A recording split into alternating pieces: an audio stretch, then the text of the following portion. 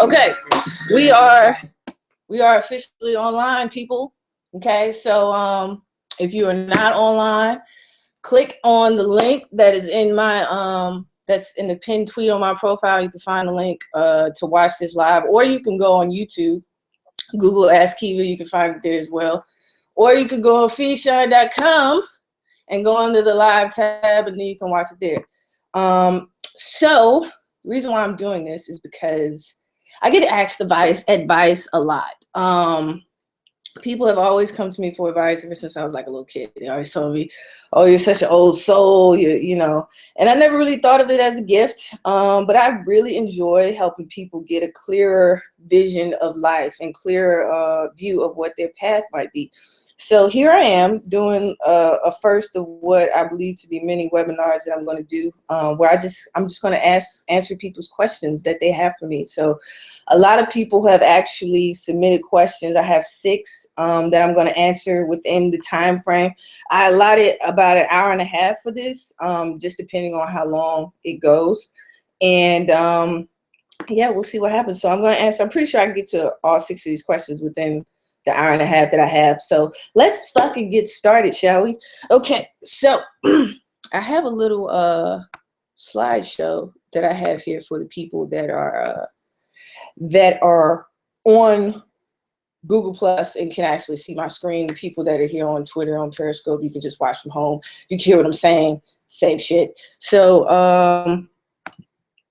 yeah, so I'm just going to share my screen here shortly. All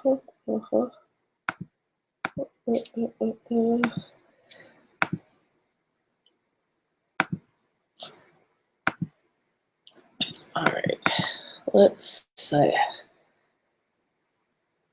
All right. Okay, we're having some technical difficulties. This is what happens when you're live on television, aka social media, which is the new television.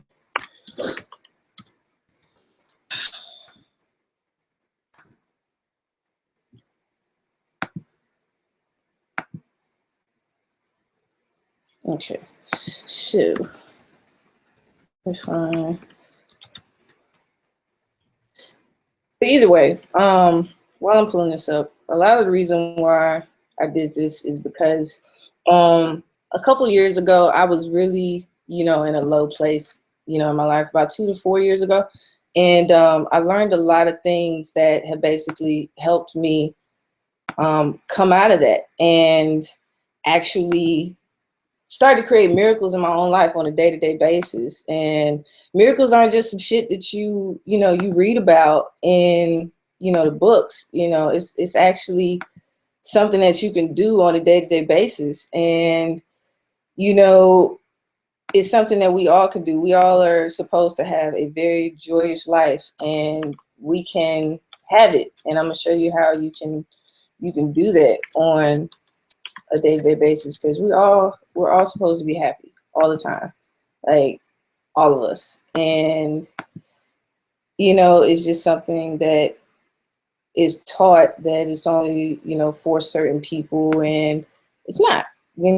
Everyone can have this. We can all access joy in our lives. So these slides are not wanting to cooperate with me.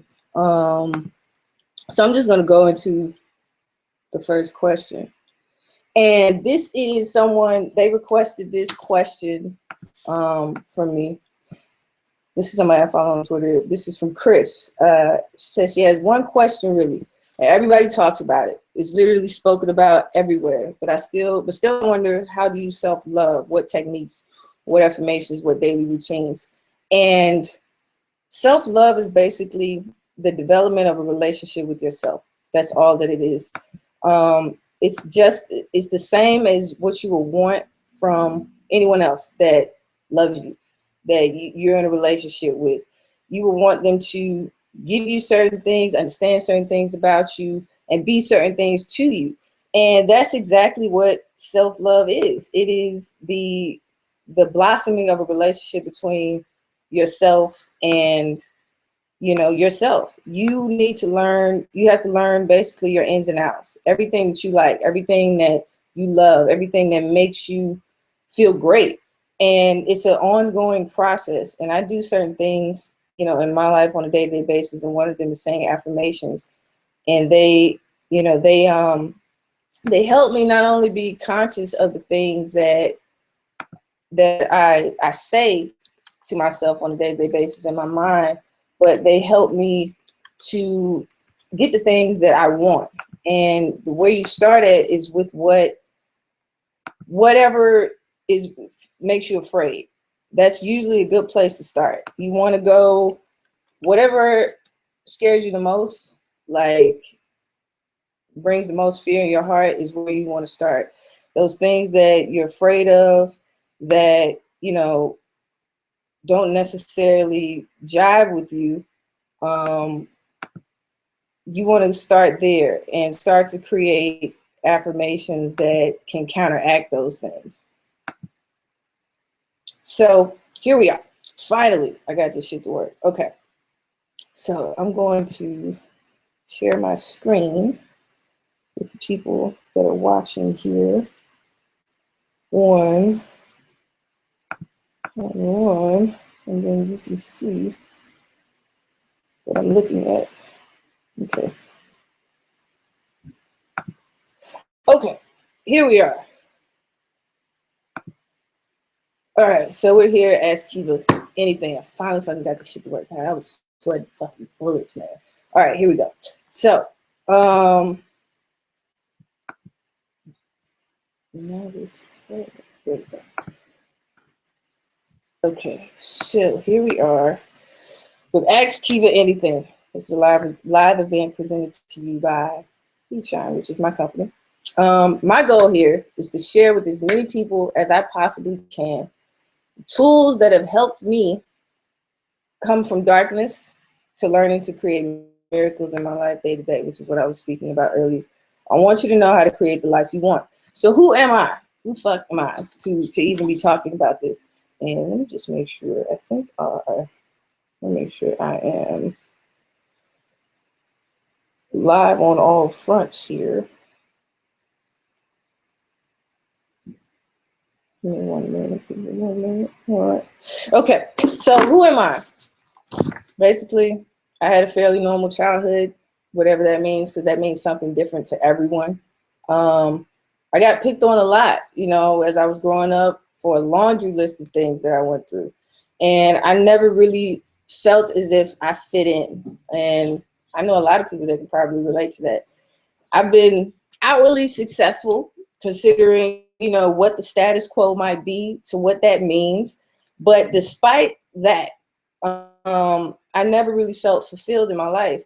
And most of my life has been spent, you know, living it for everyone else instead of what I truly want, because I didn't know what I really wanted.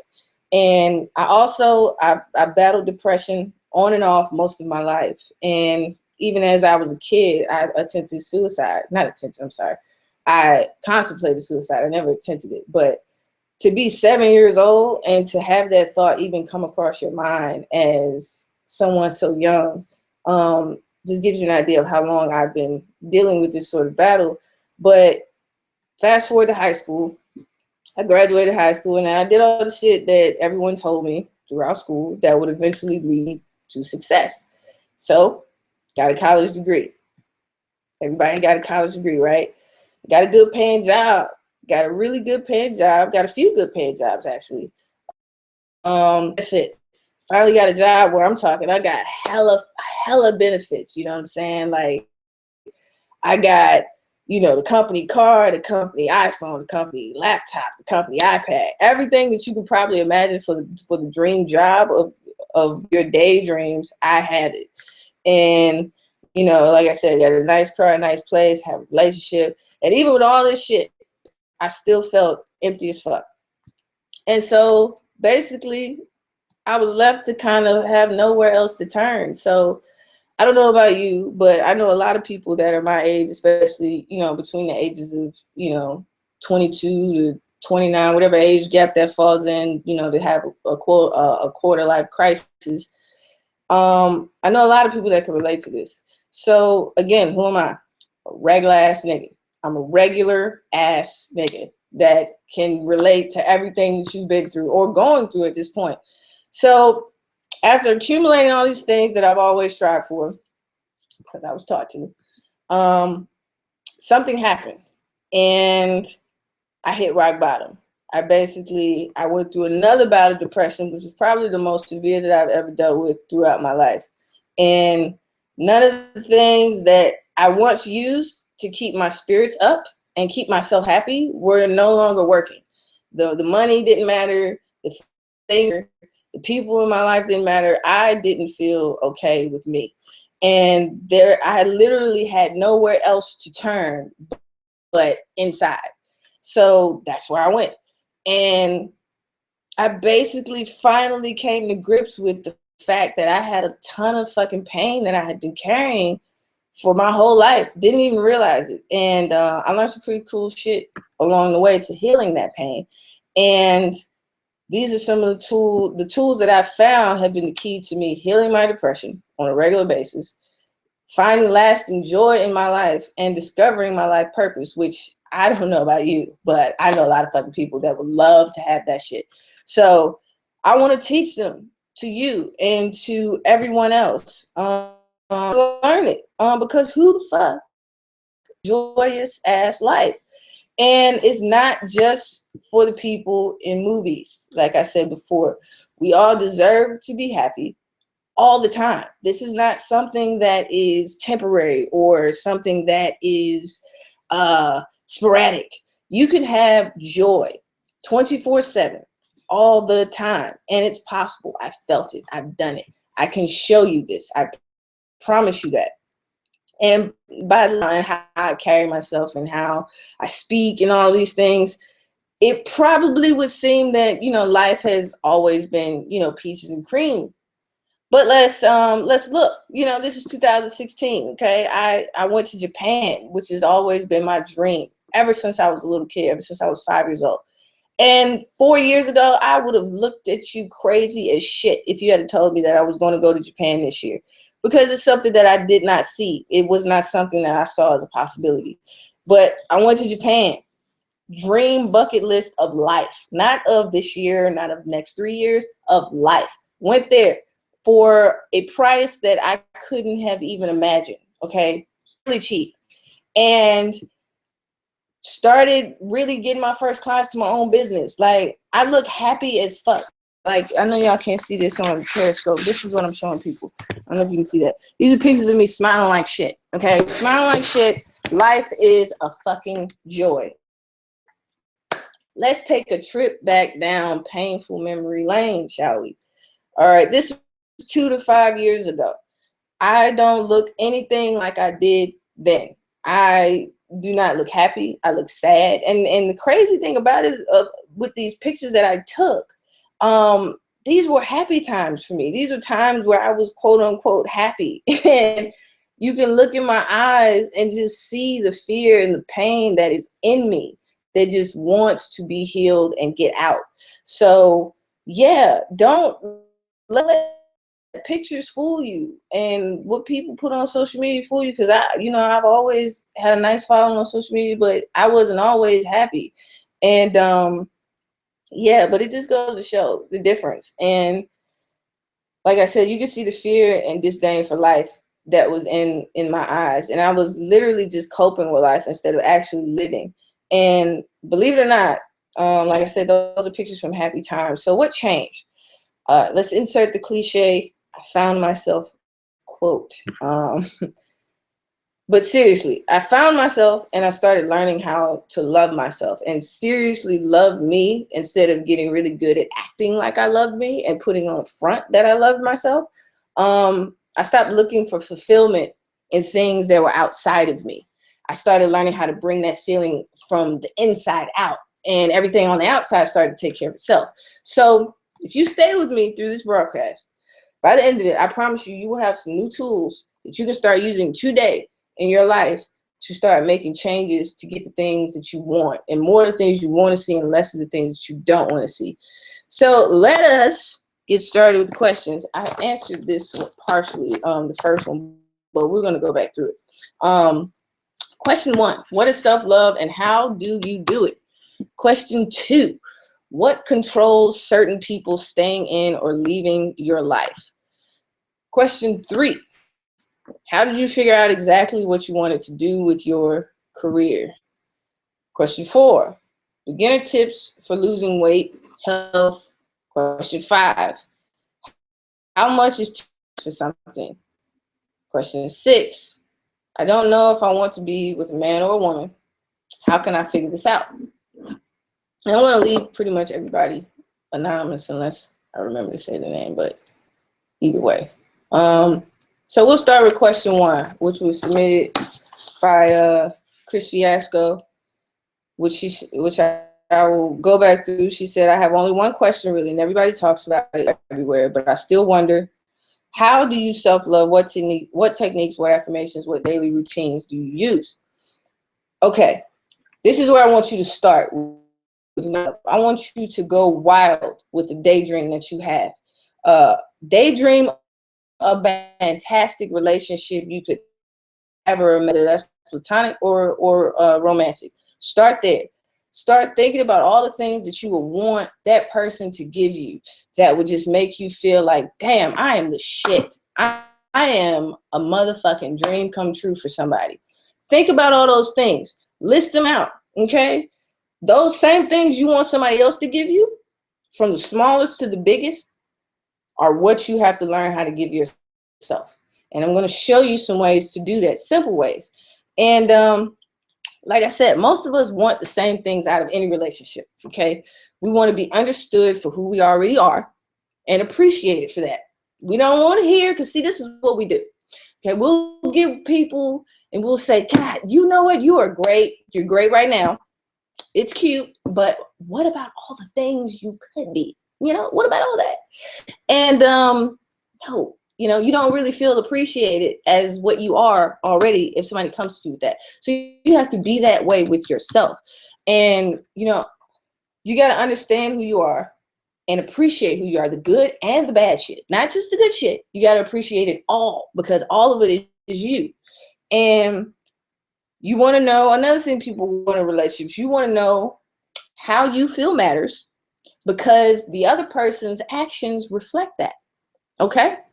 You want to know how you feel matters, person's actions reflect that. So in order for you to know how you feel matters, your own actions must reflect that. So you want someone else to take how you feel seriously, you have to do it first. And something simple about that is saying no when you want to say no.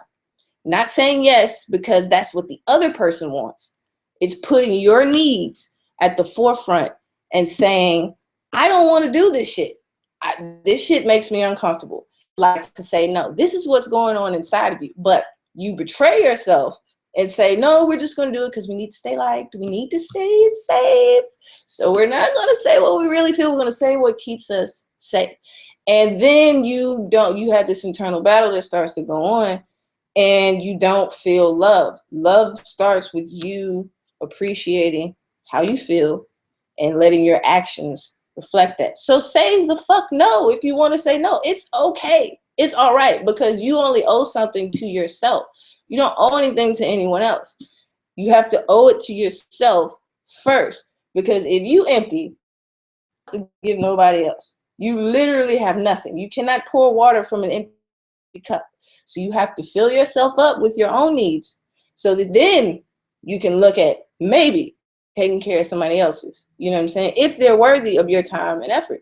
So another thing, you want to be given all the things that are in your best interest. That is something we all want to feel in a loving relationship. You want to get that is in alignment with your best interest. That's what the fuck you want. So you have to do that for yourself. I didn't say give yourself what you want. Those are two different things. Giving yourself what you want may not be in your best interest. Just like if you want to go get that double mac and cheese, or you want to get that McDouble, you know damn well that is not good for you. It'll taste good as a motherfucker. But if you eat that shit, you're going to feel like shit. So you don't do it. The same thing is with giving yourself the things that are within your best interest. You have to love yourself and give yourself what you need. Everything you want isn't always what you need. But just like I was talking about saying no when you mean no, that's giving. If you want to stay at home and read a book on a Friday night when your homies say, man, we about to go out, we about to drink, better have fun. You know, like inside you really don't. I just really want to chill in the crib tonight, you know? Say that. Give yourself that. It's okay. It's all right. And so basically the relationship that you want and you seek to develop with others is no different from the relationship that you must first develop with yourself, because you have to know what you want and you have to take inventory of what you need and tell anybody else that shit. You cannot be out here like, oh, you should just know. No, people don't just know, because people are living in a reality that is equivalent to what they like. They don't know what you like. So it is your job to figure out what you want, what you need, so that you can actively not only express that in your actions, show and tell people what it is you want, and to remove yourself from situations that don't align with that shit. If you don't know what you're looking for, how you gonna know when you got it? You got to take inventory of yourself and know yourself inside and out, the exact same way you would love the love of your life to know you inside and out. You are the love of your life that can't go nowhere. You cannot divorce yourself. You are here till the day you die. So the best bet that you got is to figure who you are out, inside and out, so that you can be there for yourself and give yourself all the things that you need when ain't nobody else around, because you are the one that's always on call 24/7. The girlfriend, the wife, the husband, it don't matter. Your mama, nobody else is around 24/7, 365 for you. So you have to learn how to be your own source for sustenance. Now, these are some tools that I have for full expression of myself. Some tools that I have for self-love. One of them is full expression of myself, which is what I was talking about. Say what you mean what you say, always, no matter how scary that shit is. Say no if you want to say no. Say yes to the things that you want to say yes to. Doesn't matter who it might piss off, because you are not doing anyone any favors. If you say yes to something you do not want to do, because you're going to inevitably resent that person, or you're going to inevitably take a little tally mark mentally in the back of your mind that, oh, I did this shit for you, so now I expect something else. But when you really do things out of the genuineness of your heart, you don't have to worry about somebody paying you back, because you wanted to do it. So fully express yourself. Say what you want and mean what you say when you say it. Affirmations. You want to learn to be your best friend, because if we sat and really wrote out the things that we told ourselves on a day-to-day basis throughout the day, we would want to kill somebody. We would say, who the fuck is this person that you have coming around you talking to you like this? But these are the things that we do. In our mind, we'll make a mistake, for instance, and first thing that come in your mind, say, you stupid. I knew you was stupid. You shouldn't have did that shit. See, that's why I told you not to leave your motherfucking safe zone, because this is the shit that was going to happen. No, you cannot be like that to yourself. You have to be loving, kind, compassionate to yourself. The same way you would want somebody to understand your fuck ups, you have to understand your fuck ups too, which means saying affirmations helps you to see those shadows that you would rather not see. And a good way to do that, I'm going to show you a good way to start making affirmations for yourself. You want to learn to encourage yourself, to be your own champion. The things you want, like I said, things you want someone else to do for you, you have to learn how to do them for yourself. Take care of your body. This is another big thing. Your body is just like a car, okay? If you don't get your oil changed, you don't get new tires, you don't get a tire rotation, you don't get a tune-up, After 20 some years, that motherfucker's gonna break down. It's just a matter of time. You have to be mindful of the things you do to your body and the things you allow into your body, including your thoughts. So those are some tools that I have for loving the self. Monitor and start controlling the way you think. Words are programs to dictate the actions you do or do not take. You are a computer, okay? Words are programs. Words are the codes that program the computing processor that is your mind. You have to learn how to reprogram your subconscious, because that is where the majority of your habits come from. They do not come from the conscious mind. Conscious mind only controls a certain aspect of what you're doing. And what I say by conscious is that what you do intentionally. Most of the things that we do come from habit, come from being wired a certain way, and we've just done it for so long that we do it without even thinking about it. So when you have new codes to reprogram yourself, you can change the way your mind works and subsequently change the way you act. Daily rituals and affirmations are the tools for reprogramming the way that you think. Changing the way that you think is equivalent to changing the way that you act, because any action that you take is the direct result of a thought. Direct. No action that you take, you just fell out of the sky. It became an act because of a thought you had. You might have been conscious of that thought or not, because it might have come from a habit. But everything you do, don't matter what it is, from opening the door to wiping your ass, came from you thinking about it first. Okay? So you change the way you think, you can change the way that you act. Now, here's another tool: mirror work and affirmations. Start at the fear. And a good way to find out what you're afraid of is look at those thoughts that you have that have the words never and always in them. Man, I don't never get what I want. Don't nobody never like what I got to say. Man, I'm always by myself. I'm always out here doing this or that. Start with those things that you think about that have those words always and never in them, and go from there. So I'll give you an example. I'm out here by myself. Always out here, I ain't got no friends, I ain't got nobody to love me. A good affirmation for that would be, I exude radiance. Everyone loves to be around me. Start with what you are afraid of, or what you think you can never have, or always seem to be cursed with having, and go from there to figure out what affirmations you can write to reverse that shit. Because all you have to do is just reprogram. The more, if you say this shit 100 times, I promise you, it will start to eliminate those negative chatter thoughts that are running your life in the background and you don't even realize it. Because you really have to get quick as fuck about catching your thoughts, because it happens so swift. We have something like, I don't even know, 20-some thousand thoughts a day, somebody said. Like, that's a lot of shit to try to catch. So you just get better at it. The more you start to focus, the more you start to see, like, damn, I am saying some fucked up ass shit to myself. I have to switch this. I have to change it to something positive so that I can act positively and get the things that I actually want. So that's enough on the self-love. We're going to move on to question 2. Okay, so this one comes from Reagan. All right, she asks, what controls people coming and going in your life? My answer for this is your vibe is exactly what attracts your tribe. And nothing is by happenstance. We put out a bat signal from our heart every day, every moment of the day.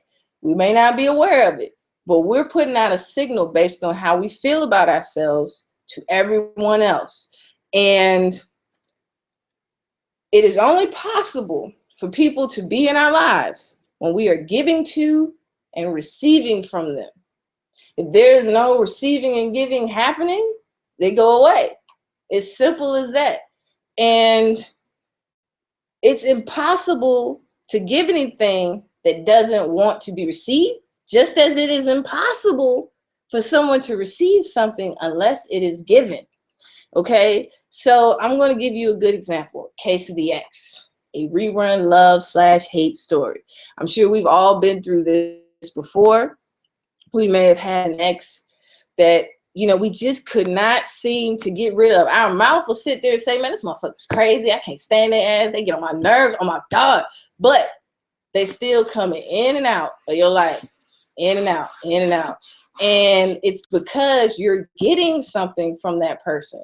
You may not want to acknowledge the fact that you're getting something from that person, but you're definitely receiving something. And I'll give you an example. I had an ex in particular that they said the same thing. Man, they crazy, man. They ain't shit. Like, our relationship was this, that, and the third. Before, for whatever reason, this person is still coming into my life, in and out of my life. I'm still entertaining this person because it's really simple to cut people off. If you really want a person out of your life in 2016, all you got to do is block their ass on all social networks and block their number. Boom, end of story. But see, this is what we do. We want to keep that little window of opportunity open just in case. Just in case.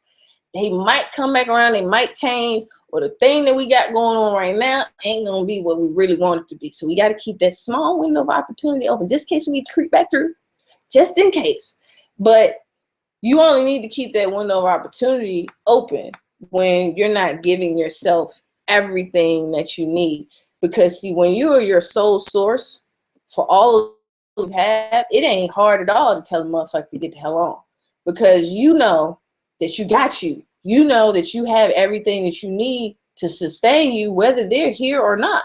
So it really starts with trying to figure out what it is that you're getting from that person. And for me, that particular ex that kept coming in and out, I would still, look at their little Instagram posts, I'll check their Twitter, see what's going on with their life, and make sure that they still fucked up without me, all those types of things. But see, all of that is validation that I needed to make sure that I'm still the shit.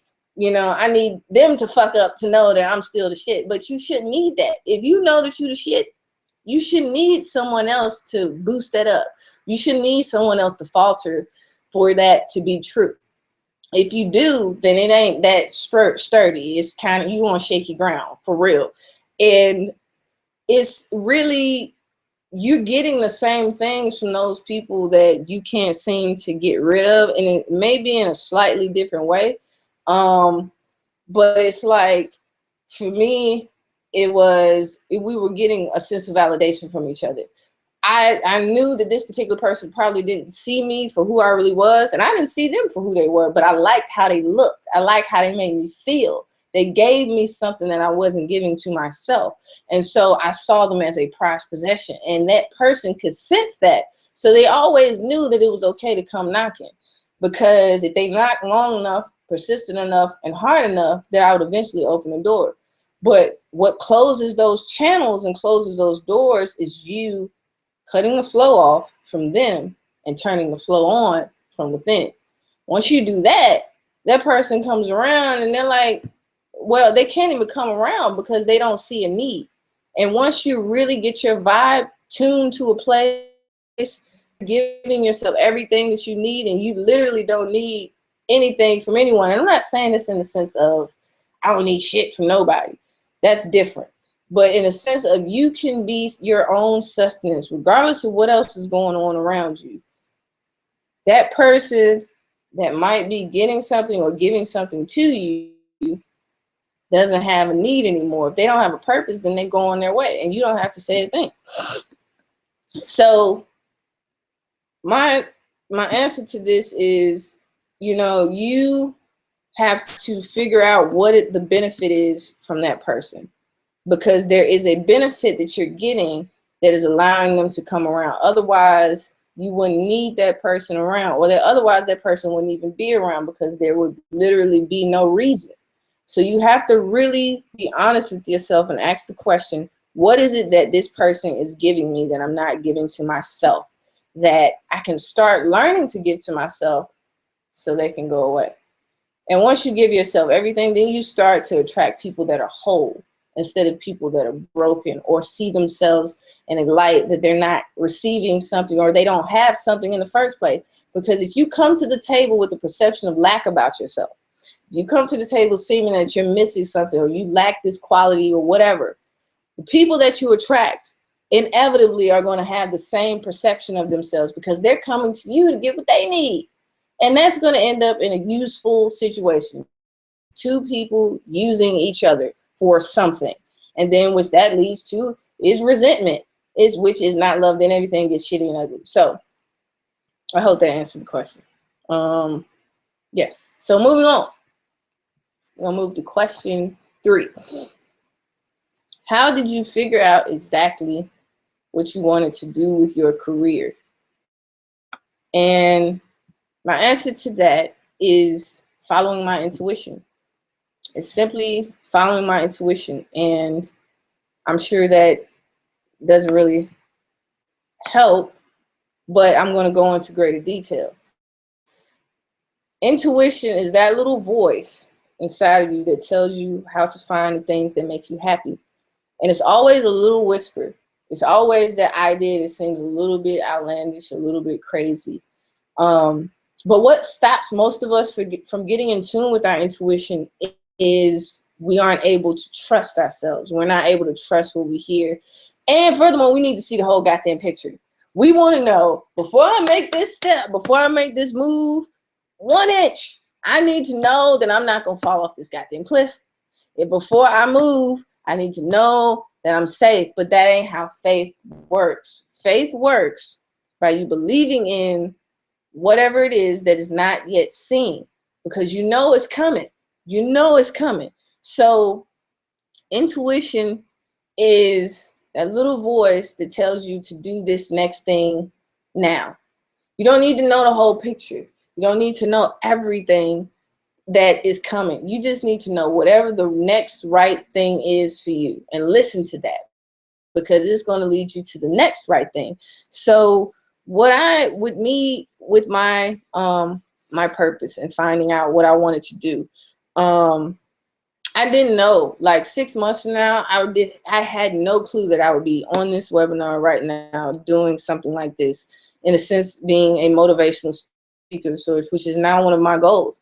I had no idea that this is something I would even pursue a year ago. But where I started was cooking. Cooking was just a small piece of it. And that's another thing. We have to open our minds up to what God, the universe, whomever you pray to, has in store for you. Because usually our vision is entirely too goddamn small. Our vision of what we want and what is possible for us to have is night and day, because we are going off of information that's in our mind. And your mind only works based on previous info. So therefore it's outdated. What you need is the next new upgrade, the next model that ain't even came out yet. But how you get to that motherfucker is listening to your intuition, which is a vision of what is not yet seen in your physical reality. And what you need in order to follow that is faith in yourself, that you will be okay no matter what. And so I started with cooking. Ever since I was a little kid, I've loved to cook. I started cooking, I think I was either 13 or 14 is when I started getting in the kitchen at home and playing around. And I always knew I wanted to be a chef. I knew that ever since I first got into a commercial kitchen.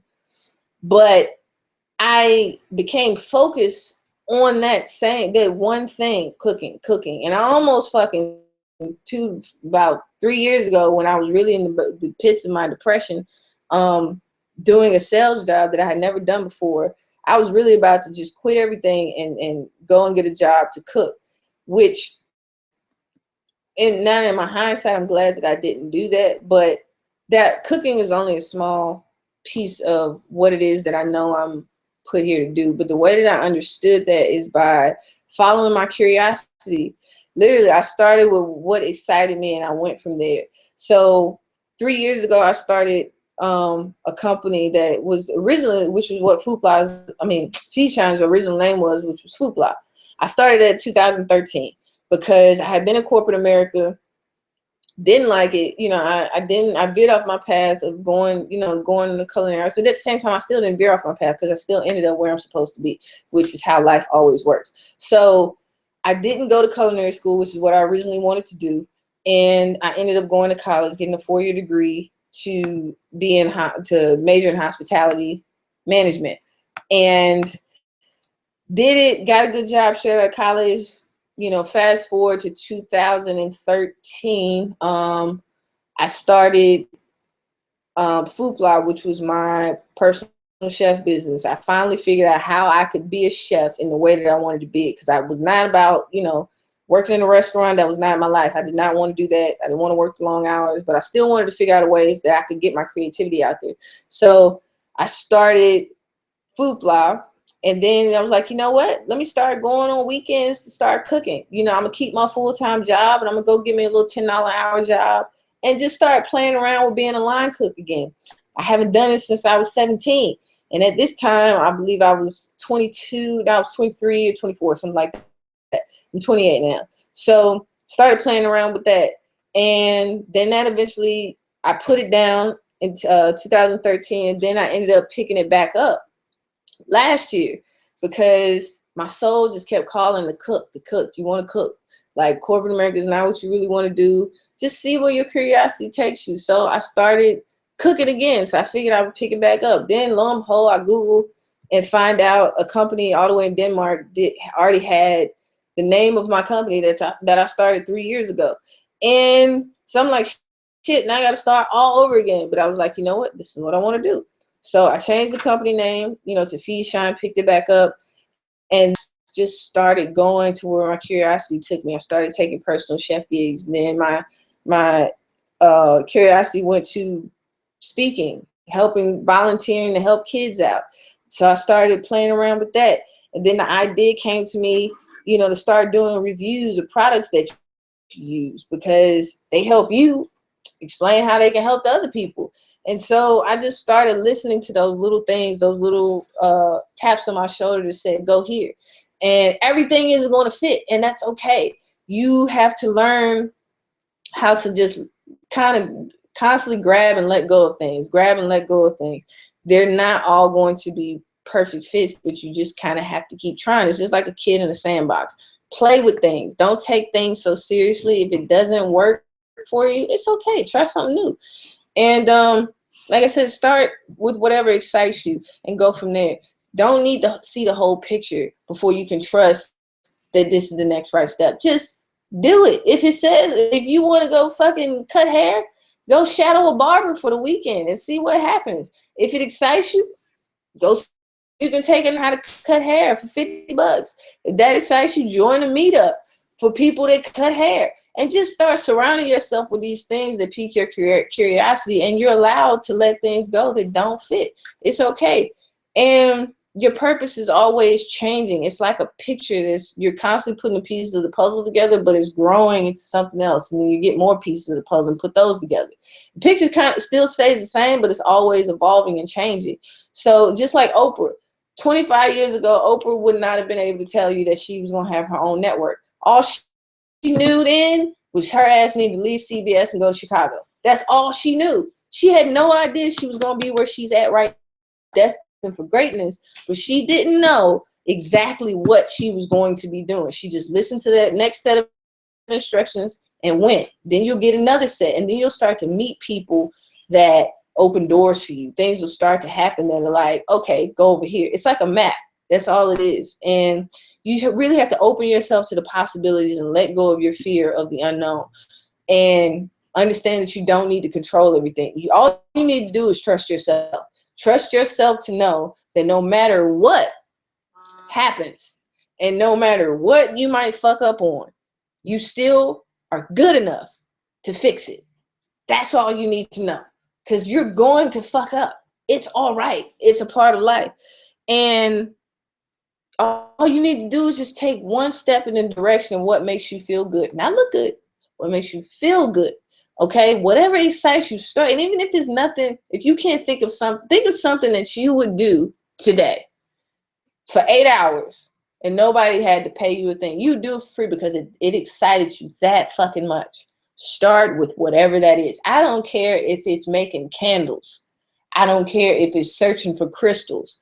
Validate your excitement, because that's a lot of what it is. We think that the thing that we love isn't good enough for everyone else to love too. It is. I promise you. The thing that excites you, there's somebody out there waiting for you to do this shit so that they can benefit. And you got to get comfortable with the possibility of failure, because like I said, failure is priceless knowledge that someone who's never tried will never know. It puts you one step closer to success, because you know now Even if you tried some shit 17 different ways and it didn't work, now you know 17 ways of not how to achieve the thing that you are getting to. If you dig long enough and hard enough, you will eventually strike gold. But most of us don't believe that we'll find it, so we don't. And you will. And so yeah, the story of, you know, how I found my purpose is I started with what excited me, which is cooking.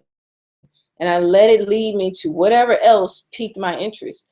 And now I'm here where I teach people how to create the life that they want.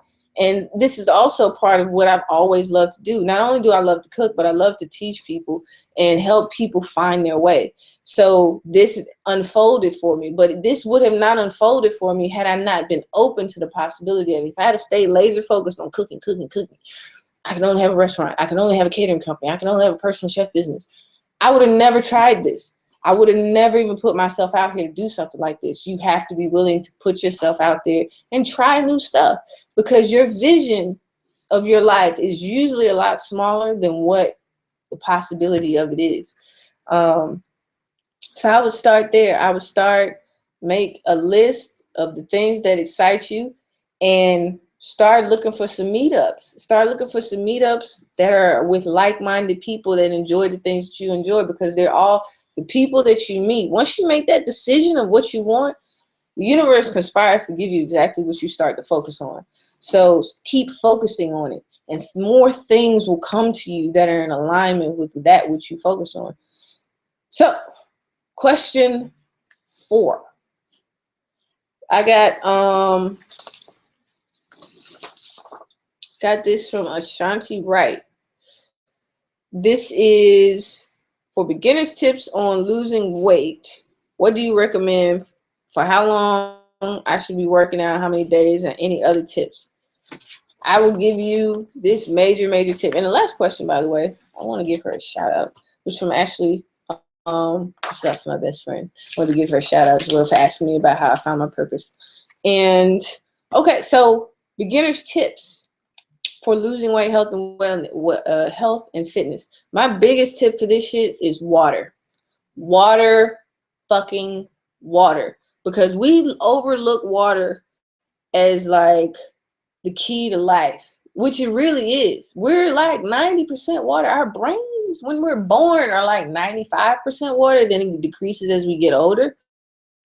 But that should tell you right there. One thing, fat cells come out through your urine. So if your fat cells come out through your urine, water is obviously going to help with that.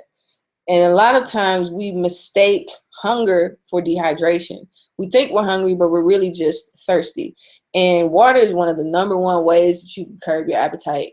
And not only just curb your appetite, but it's not even, I hate to say the term curbing your appetite, because it makes it seem like you're trying to starve yourself. Water is a way to fill yourself up. Plain and simple. And it's not the same if you drink juice that's 95% water. It's not the same if you drink lemonade, if you drink tea. You need to drink plain fucking water. I drink at least a half a gallon a day. And you will not believe the major difference that just water intake made in how my cognition worked, how clear my mind worked, how I felt. I wasn't all sad.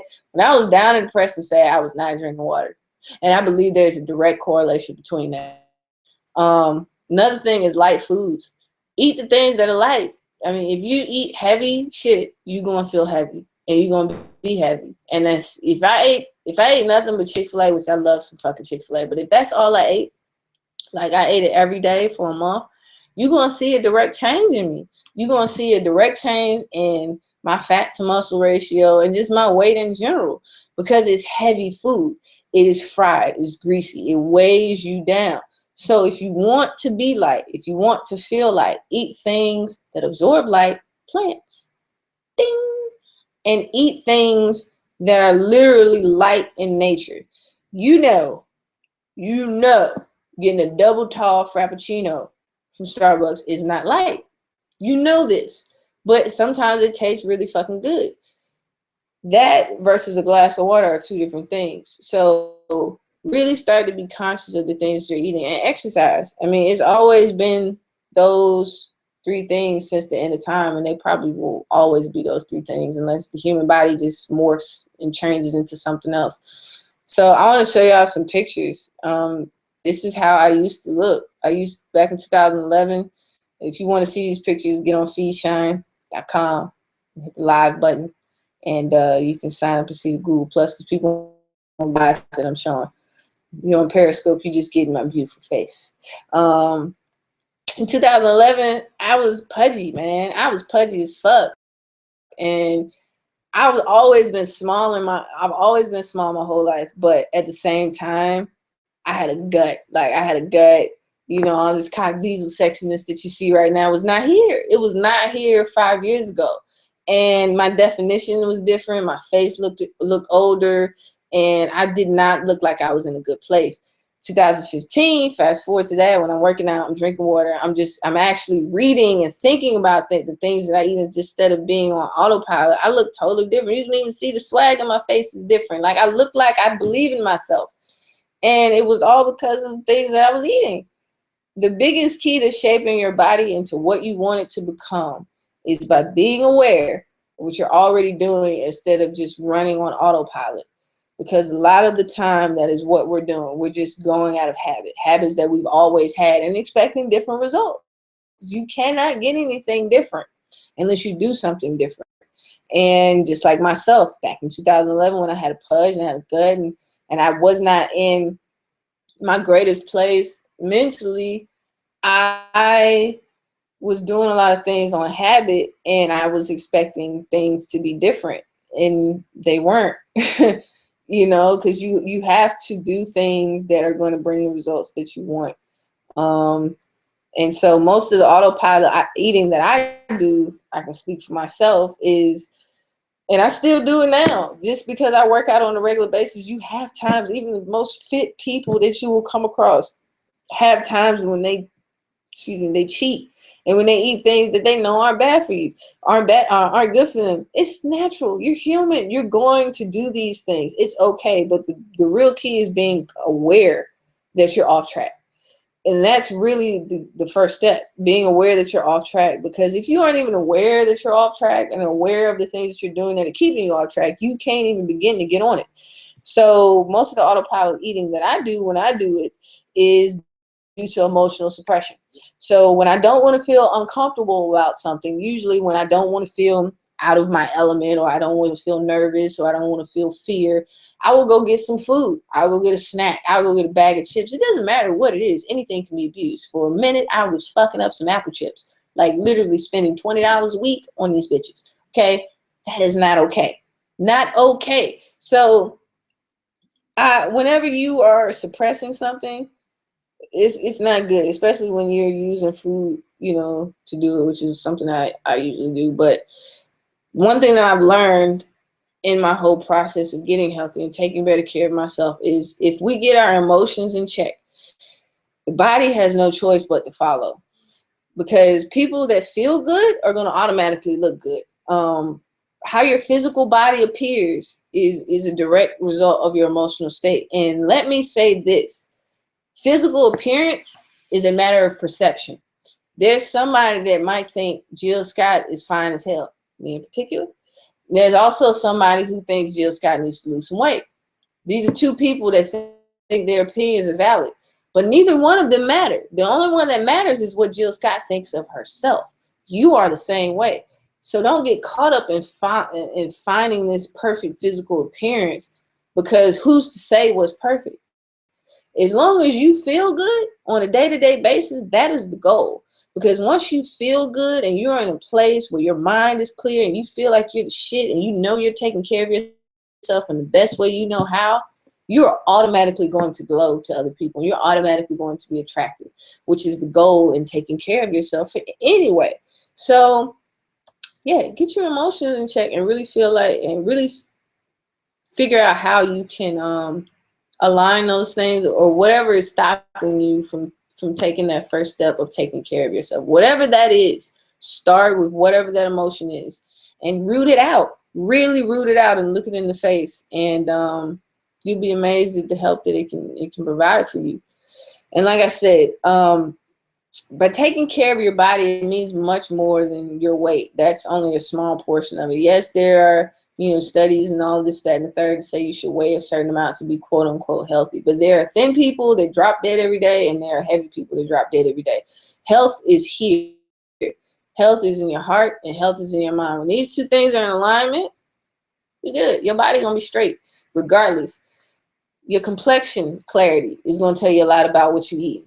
If your skin is fucked up, if you got acne, because I know when I break out, I know I ain't been eating what I'm supposed to be eating. When I eat a lot of bread, when I eat a lot of sugar, my skin breaks out automatically. I know it. Sometimes I still do it anyway.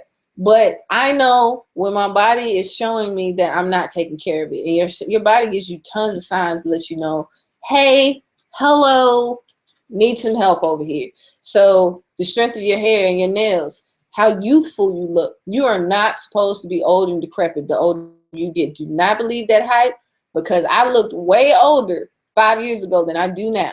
When I was not taking care of myself and I wasn't being mindful of my thoughts and my body habits, all that, I looked much older than I do now. So youthfulness, energy levels, you're not supposed to be tired all the time. If you're tired all the time, you need to change something that you're doing, because you are supposed to be energy. You're supposed to have energy. You're not supposed to be tired and sluggish and sleepy all the time. And the frequency of how often you get sick and how often you get diseases is also a key sign to know if you're taking good care of yourself. Our bodies tell us exactly when we're not taking care of ourselves. It's not just something that falls out of the sky. When you're not well, it's because of something that you have not been doing. It's your body's way of telling you that it needs something different. And we just have to learn how to listen to that and take the appropriate action. So here's some healthy tools that I use to take care of myself, and which led me to losing a lot of fat weight. I'm still like 125 right now, but my heaviest, and it's still funny, it was like 135. But the difference between muscle weight and like fat weight looked totally different. So the things that led me to really toning up and really just taking the best care of myself that I could is I started reading about everything that I put in and on my body. I read the fuck out of some labels. I ain't putting it on me if I don't understand what it's saying. I ain't putting it in me if I don't know what it is. It's just a simple rule of thumb. If I cannot pronounce it, it did not come from the earth. You cannot tell me it came from the earth if I can't pronounce it. And I don't need to be consuming it if I can't pronounce it. Because all of the things that I consume are going in me. It's just like a surgeon cutting you open. You would not let somebody's drunk uncle cut you open, because you don't know what the fuck he about to do to you. So the same thing is when we're eating. You should not just let any and everything just in you, just be like, oh, I'm gonna be all right. No, you have to think about these things. So being aware of what you're doing is a key. I don't read every single thing. Of course, I don't know what the fuck is in Chick-fil-A every time I eat it, but just having that awareness to even think about it is a good place to start. Eat foods that give you energy instead of ones that make you sluggish. You are not supposed to be tired after you eat.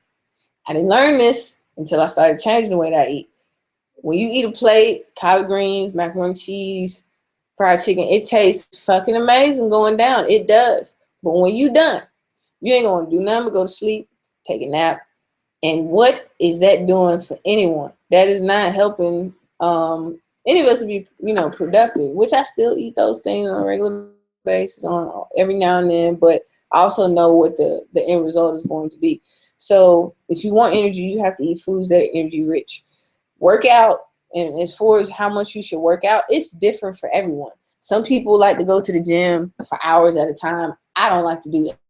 I like to go for 30-minute spurts 5 days a week. Some people go for 2 hours a day, 5, 6, 7 days a week. Whatever works for you. The key is to work out to the point that it's just past whatever your comfort zone is and keep building on that and go from there. Like every time you go to the gym, push yourself a little. That's what you did 2 weeks ago. And if you don't get to where you were 2 weeks ago, just keep going until you get to that place. Just keep moving a notch. Keep moving a notch. Don't judge yourself against what somebody else is doing. You know what your comfort zone is. And if you aren't working out, period, your comfort zone is not doing anything. So getting up and going to the gym one day this week is enough. That's enough. Give yourself credit for that. If you get up and go to the gym for 30 minutes this week when you haven't been in 6 months, that is enough. It's good enough. But see, we start to berate ourselves like, oh man, I ain't been in 6 months. One day ain't gonna do nothing. One day is the first step to many days if you open it up to that possibility. And the last thing, drink tons of water. Like I said, toxins and fat cells come out through your urine. So the easiest way to start losing weight is to drink water so that you can flush out your system. And yeah, so like I said, your body is the perfect signaling machine for you and for you only. When we get sick, our body is asking us to change something. That's why we get dis-ease. That's why the word disease means you split it up. Dis-ease. That means you're not at ease. That means your body's signaling something to you. When we get arthritis, we get all types of things. I don't care what you call it. A headache. When you get something that throws your body out of whack, your body is signaling to you to do something different. And all you have to do is just listen to it. That's it. Listen to it. You're not meant to feel shitty. Everyone is different. So learn yourself and learn to love yourself. All right. That's question number 4. Moving on to question number 5. This comes from one of my high school friends, Crystal. She asks, basically, I rephrase this, how much is too much to sacrifice for something? And I'll read her question. So she says, I've been faced with being in a position that I actually love. However, the pay isn't great, nor are the hours. As recently, they have reduced my hours drastically and increased my pay by $1. Although this may be temporary, I still have to live and support myself. They cannot let me know when a full-time position with benefits will be available to me either. So my question is, when finally finding what you love to do, how much is too much to sacrifice? Also, how do you tap into your passion and find what you really love to do? All right.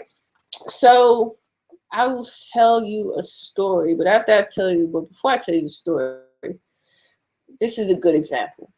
A lobster knows how to remove its shell by one thing and one thing only. It's because it starts to get uncomfortable. A lobster will not remove its shell or start to grow a new shell until that shell that it already has starts to become too constricting and too tight and uncomfortable. So you should always be learning or getting whatever you need from any situation that you're in, because you're always worth that. So whenever you're not getting what you need, it may be time for you to review that situation. And throughout life, we are always losing one shell in order to grow another. That's what evolution is about. You have to leave things that no longer fit behind so that you can start to grow in what is for you now. So, and it's okay to leave shells behind. It's all right, because you have to remember you are worthy of whatever you desire. And you also have to have faith in yourself that you can receive and attract whatever it is that you desire. And a lot of times when we stay in situations that are no longer serving us and no longer to our benefit the way that they once were, it's because we are holding on to it and clinging to it out of a fear that we can't get something new to be just as good as, or if not better than what we already have. But abundance is your natural state. You are already everything in the universe. You are made of the same stardust as everything out here. So it's already yours because you're it. So when you come to that realization that anything you want is already yours, and all you have to do is tune into it, you don't have the fear of getting more. And it's always a constant, it's a constant thing, because I still go through it, when I don't want to. I have a fear of leaving something behind because I have a scarcity consciousness towards it, such as certain relationships you might need to cut off with people because you're afraid that you won't find anyone just as good as them.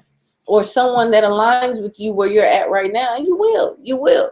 So I'll share a story of mine as far as when I, left a position that wasn't working for me. Throughout my career, post-college, I've had several jobs, and they've all been great. They were all great for me at that time that I was in. But the way I leave was when I stopped learning and when I stopped getting what I needed. When I was no longer happy and when I was no longer pleased with my day-to-day comings and goings, I knew it was time for me to change something, because your discomfort is your soul's way of telling you that something needs to change. It is not punishment. It is a signal from your higher self that there's more available, and that this, whatever it is, isn't it. And you have that feeling all throughout life. You have that feeling from the day you're born to the day you die. And it's what leads you to grow. That feeling of discomfort is what leads you to the new opportunities. Because if you listen to it, if you understand it and see it for what it is, you can trust that you can leave that situation that's no longer serving you for something different. So when I first got out of college, it was a good paying job. It was good money. For somebody fresh out of college, I was like, shit, hell yeah, I'll take this shit. Damn right, sign this motherfucker offer letter. Come up in this motherfucker with my suit on, sure will. And did it. It was great for a little bit, but then I started to realize that I wasn't going to be promoted. And I felt like it had a lot to do with my race. I felt like it had a lot to do with the fact that I was a woman and that I was Black, and I was the only one of these things here. So, perception, but at the same time, I didn't let that get me angry. I knew that once I stopped learning and stopped progressing, that it's time for me to take my talents to Miami. Okay, it's time for me to pack my shit and take my talents elsewhere. And so I started just opening myself up to the possibilities, asking people, is anyone hiring, and can you hook me up with an interview with your boss, instead of just going to work, every day and pissed off. That's not helping me get my needs taken care of. So I started asking around, and so someone that I know left, went to another job with an interview with somebody else. So I took that, I got an interview, ended up getting that job. Great new job, great, more money, woo, more responsibility, more of what I was looking for. And it was doing good. Couple years, doing great. Then it got to a point where I was like, this ain't feeling it. This ain't feeling right no more. And so I started to go somewhere else.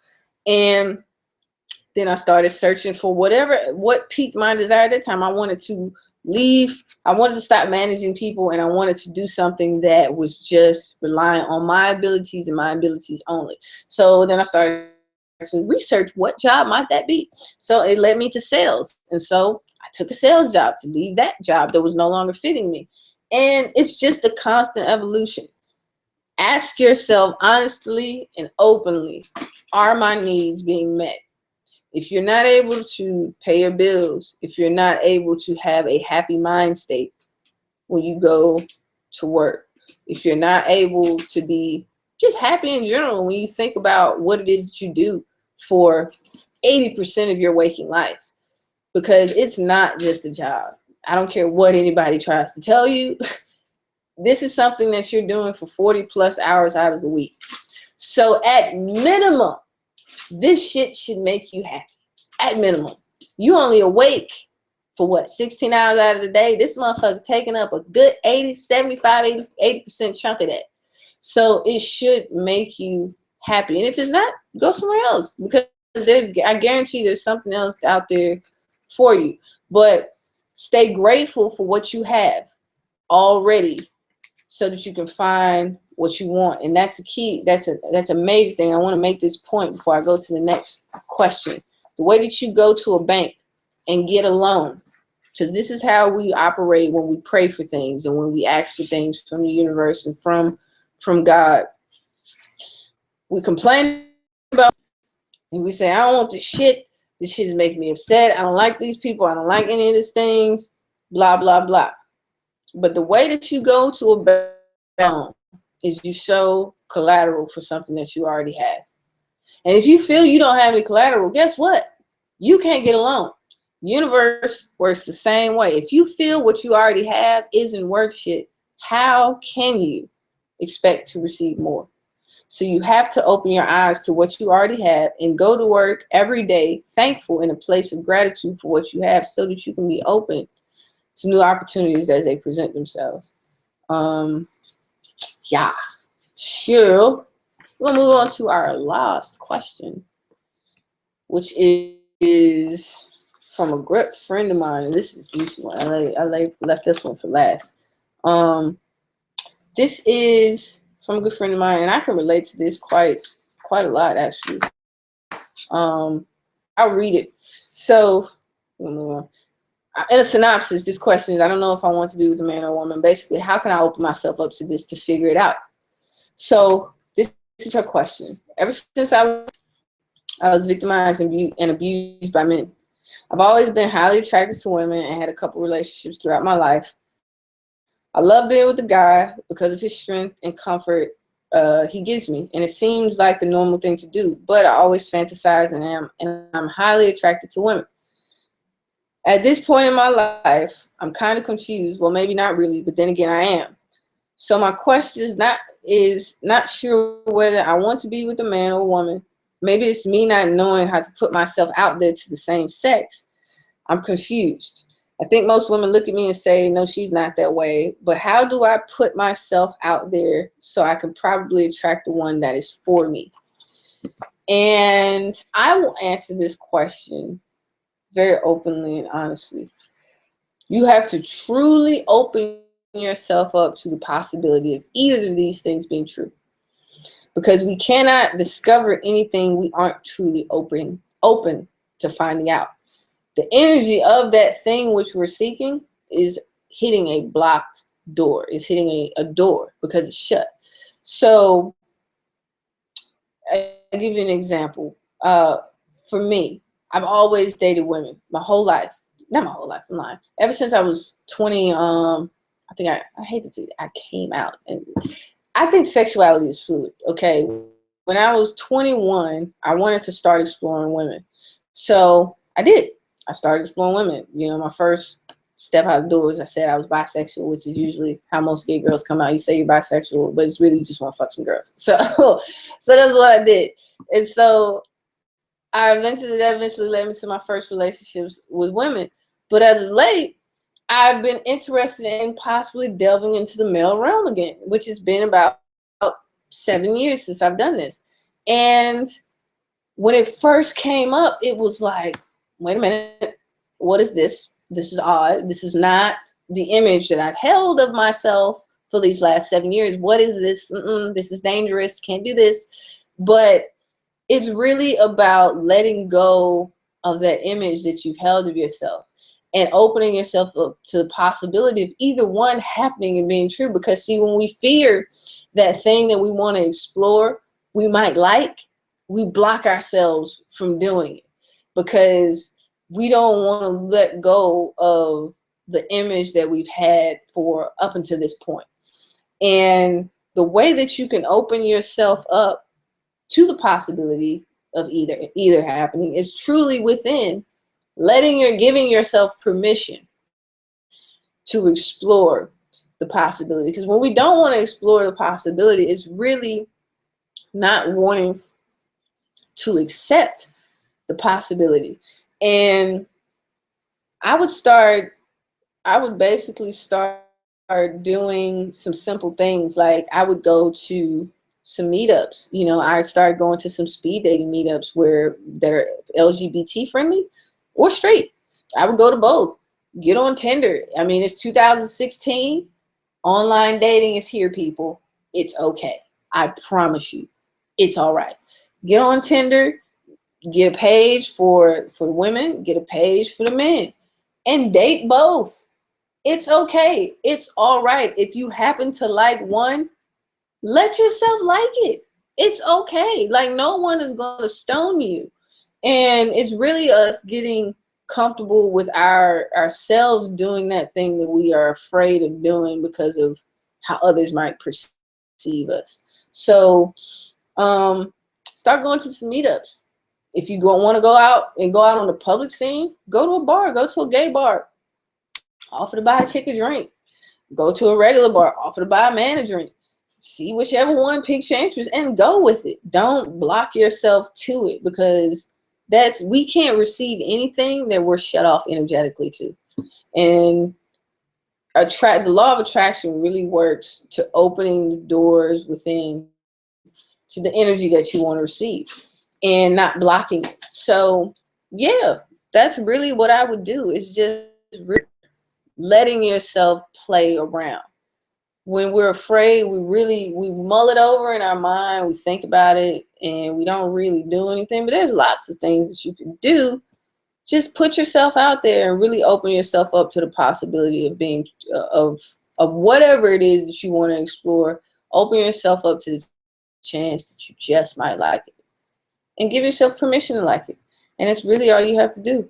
So yeah, I've had a great time with you all, and those are all the questions that I had.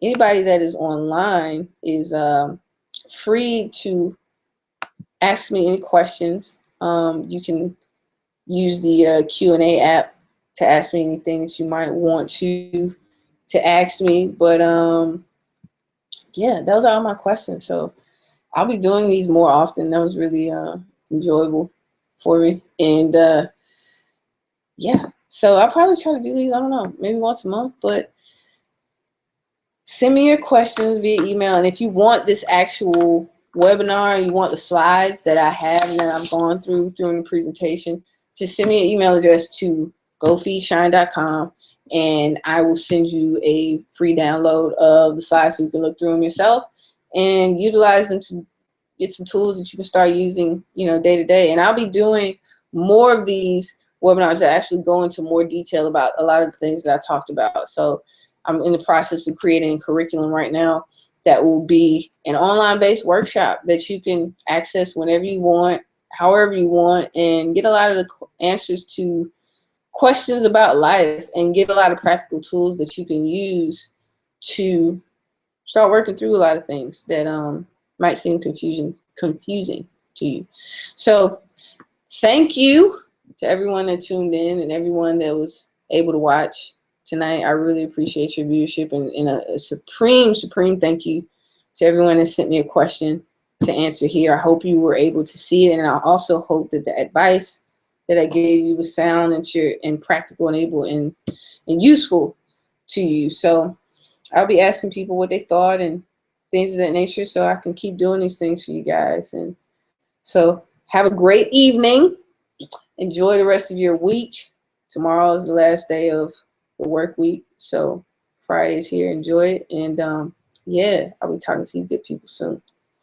Peace.